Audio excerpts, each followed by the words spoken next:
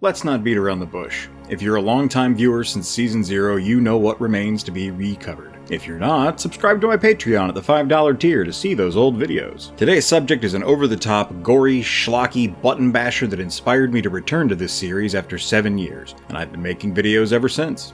Today, we're talking BloodStorm. By me! BloodStorm! Or go to hell! No, BloodStorm. Come on, man, get it together. BloodStorm. That's better. I'm Eric J. Chucky, and welcome to Violent Profiles, where we discuss obscure fighting games and the rosters that define them. If you could convince Johnny Cage to hit the like and subscribe buttons for you, that would be one hell of a marketing campaign and do a lot for me. Even better is if you'd share the video with your friends and leave a comment. Comments on the original BloodStorm video brought this series back from the dead. Comments have power. Necropotic power. Published by Strata, developed by Incredible Technologies, the spiritual successor to Time Killers dropped in arcades in 1994, heralded as the Mortal Kombat killer. As we are all enjoying recent release BloodStorm 1 on modern consoles, you can see that worked successfully and Mortal Kombat was never heard from again.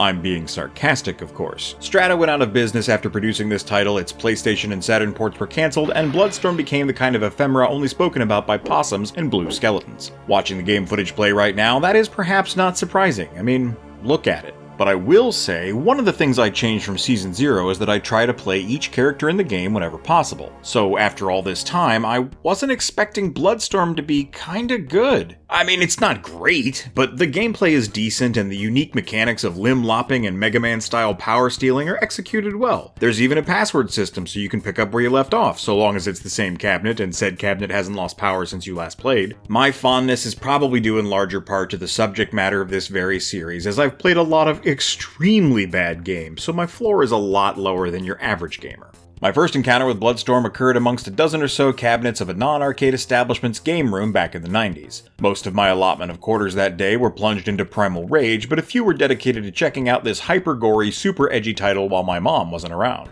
That was the first and last time I found the game out in the wild, and I honestly didn't miss it. But nostalgia has a funny way of making me fond of things that didn't thrill me in my youth. I mean, come on, who wouldn't fall in love with this backstory? We're fresh off the back of the Mega Wars, and some purple-clad Sneaky Pete up and stabs the Emperor. This current, post-apocalyptic version of Earth has been divided up into warring provinces, and in the wake of the Emperor's assassination, they agree to enact the ancient rite of the BloodStorm. Each province sends forth one champion who fights to become the next ruler. Simple enough, right?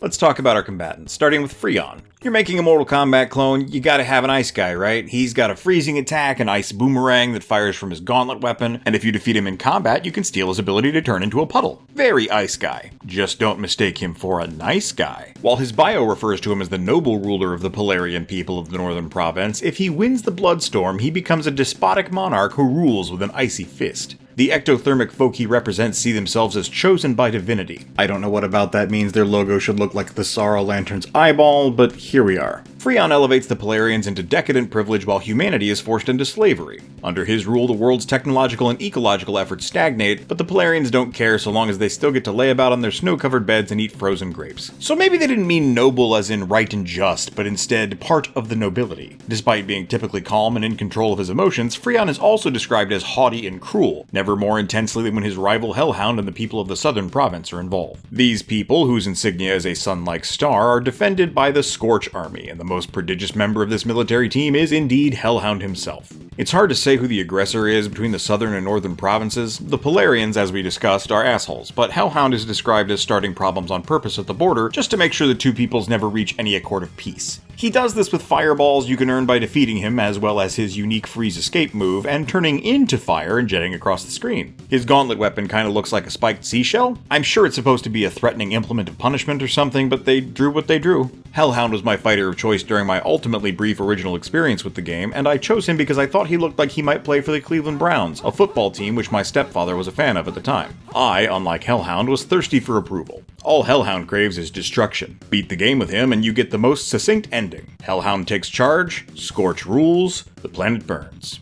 Poetry. Our next fighter, Mirage, hails from the desert province of Absol, which definitely isn't some dated reference to her preference spelled backwards. She's descended from the woman who was at the forefront of the Great Uprising, a civil war which led to a fiercely matriarchal society where men are treated as cattle kept alive solely for pleasure and food. This is the philosophy that spreads worldwide if Mirage achieves victory, and if you're paying the least bit of attention, you'll notice this female-centric iconography all throughout her character. Her gauntlet is very Ionic in appearance, and it's used as a grenade launcher. What are the grenades and landmines you can win from her but symbolic of the egg? Can I offer you a nice egg in this trying time? She can also wall jump, teleport, and do a flying kick. I don't know what those have to do with feminism, but in that vein, I'm also not sure what the Absol logo has to do with it either. It certainly looks like something sexual, but it sure as hell ain't anything traditionally feminine. Maybe it's a holdover from before the Great Uprising. It's a rocket ship!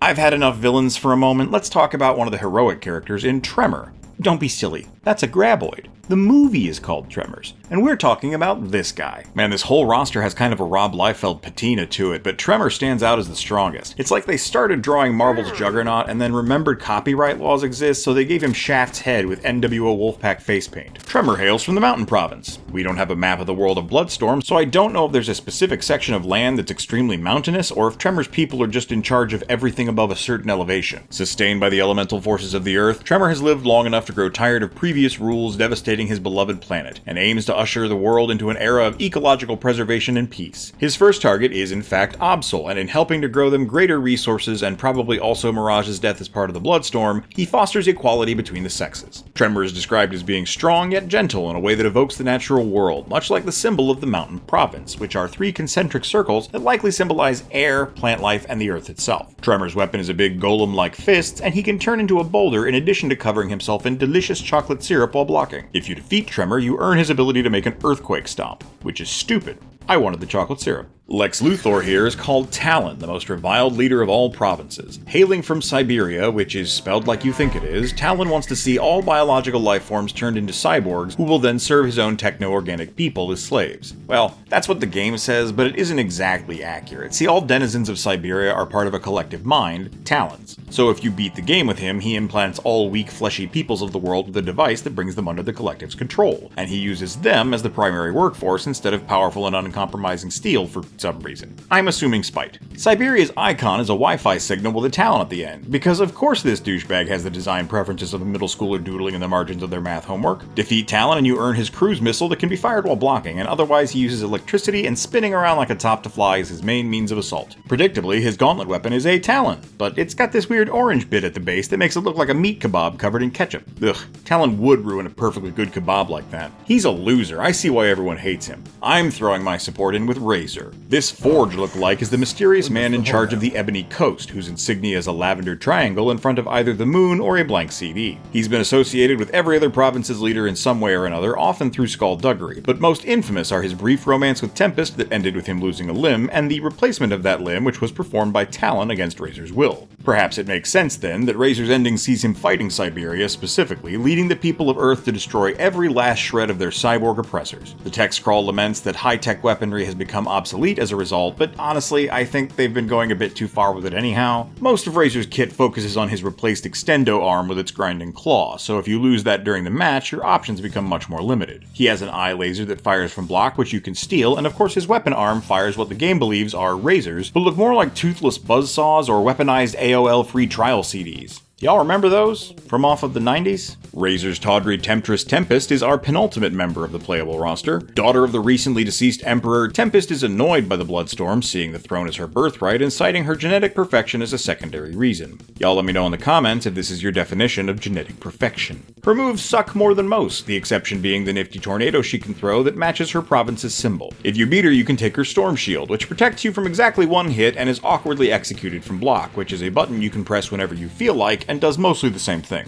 Her gauntlet weapon is a head, with blades coming off of it. Okay? Tempest is also stupid, as during her victory speech she lets it slip that she was the one who orchestrated her father's murder and released Necron from his pocket dimension. We'll get to Necron in a sec, he's the opposite of important. Incensed at the pointlessness of this whole affair, the citizenry attack her en masse, and despite a valiant effort, Tempest is dragged to the public square and summarily executed. No word on what happens to the world after that, maybe they hold another BloodStorm, maybe that was going to be the plot of BloodStorm 2. Let's finish with Fallout, a fighter who emerges from the red mists of the the Death Zone to participate in the BloodStorm. The Death Zone has otherwise remained silent for decades, I'm going to assume because it's where the worst of the apocalypse happened given their symbol is a mushroom cloud. Fallout's main weapons are a slime cannon that you have a fair amount of control over the number and level of the shots for if you're crazy good at button combos or are yourself a computer, a radiation gas cannon that is your prize for defeating him, and a glowing green spiked skull gauntlet.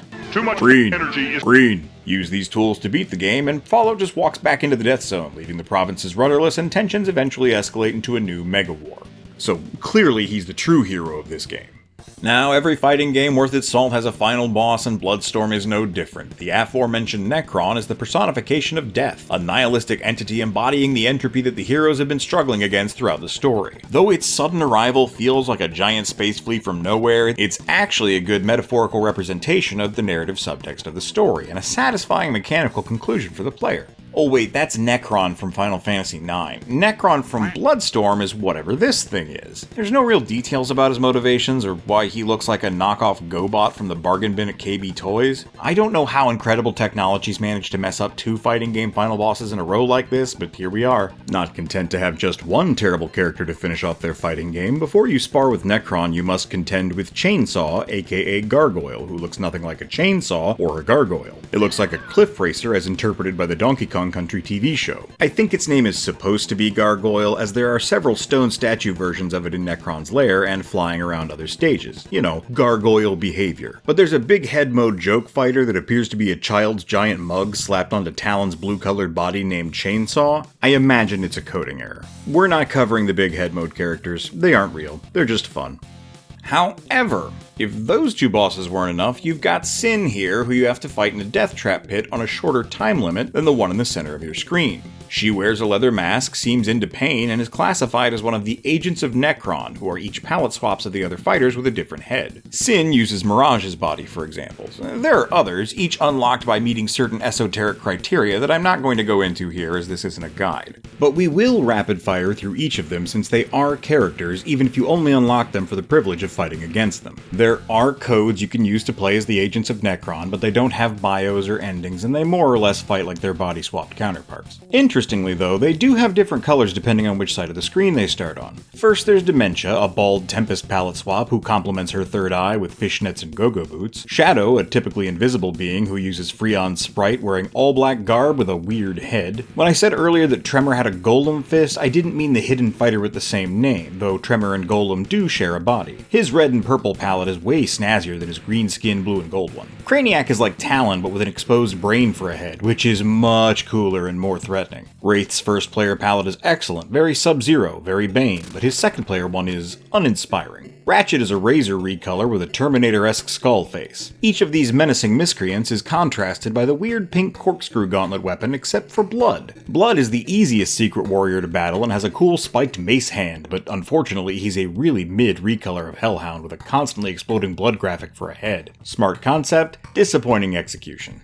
So, if I found my recent time with BloodStorm a more positive experience, does that mean I think it's a game that deserved better? In a word, no. Not only did it share 1994's arcade space with titles that had a lot more going on, like Darkstalkers, Killer Instinct, Tekken, and my own distraction from it in Primal Rage, but it wasn't fair. You or your opponent could easily get cheap kills using the environment or the right move performed at the right time. No amount of overhyped gore, overconfident bravado, or oversaturated cheat codes could make a difference if the title itself underdelivered. Even if they did deserve a redemption arc, the developers have long since moved on. Strata closed its doors not long after BloodStorm's release, and Incredible Technologies slaked their thirst for pain and misery on arcade copies of Golden Tee Golf with that stupid pinchy trackball. Still, I'd be lying if I said I didn't owe BloodStorm a lot. It and you lovely viewers are the reasons I'm here making videos today. For that, it will always hold a place in my heart. Next time on Violent Profiles, it's time to finish the fight, Gokitsuji style. If you need to see the Season 3 finale now, navigate your way to my Patreon and subscribe at the $5 tier. Your name will join the high scores currently on screen, you'll get episodes of the show a whole month early, and you'll earn my eternal gratitude. It's people like you who keep me swimming in Candyland Funko Pops, and I appreciate you for it. Until next time, white out.